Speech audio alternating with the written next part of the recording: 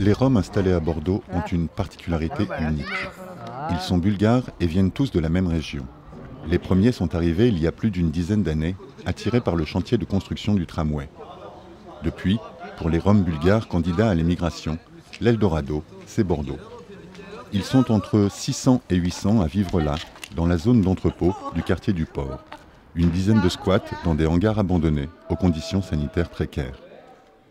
Aujourd'hui, en réaction à la vague de froid, Médecins du Monde, qui exerce auprès de cette population une veille sanitaire et sociale, distribue des couvertures et du bois de chauffe.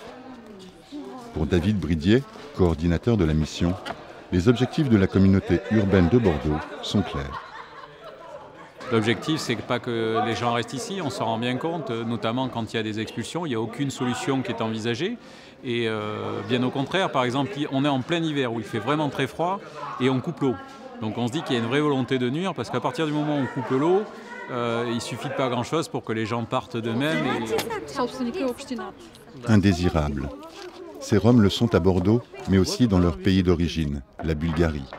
Ils sont européens depuis 2007, mais un moratoire adopté par certains pays de l'Union, dont la France, les empêche de s'installer et de travailler librement. Condamnés au travail au noir, il leur est impossible de louer des logements décents. Maria Vassileva a 25 ans. Elle vit depuis 8 mois dans cette cabane avec son mari, leurs 4 enfants et sa sœur. Il n'y a pas de travail. Bulgaria няма работа.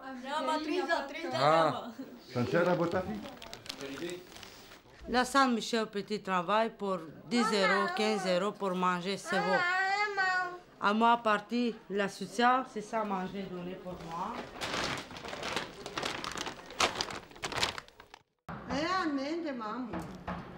Les Roms bulgares de Bordeaux vivent, travaillent et font des enfants ici. Pour eux, pas de retour possible. Il faudra nous habituer à leur présence. Alors c'est peut-être notre rapport à eux, aux autres, aux différences, qui est à repenser. Aujourd'hui, il y a une vraie volonté donc, de bloquer cette population à rentrer sur le territoire national. C'est très très clair, hein, c'est une politique affichée par le gouvernement actuel.